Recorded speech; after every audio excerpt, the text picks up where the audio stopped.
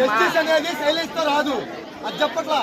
విషయం క్లారిటీగా కమ్యూనికేట్ అవటం సైలెంట్ గా అవ్వాలి. కానీ కమ్యూనికేట్ అనేది చాలా మంది తెలిసిపోయింది, మినిస్టర్ దగ్గరికి వెళ్ళిపోయింది, మీడియా ద్వారా స్ప్రెడ్ అయింది. పోలీసులు ఎటువంటి ఆధారాలు లేవు, ఇంకోటి ఏం లేదని చెప్తున్నారు. అది ఉందా లేదా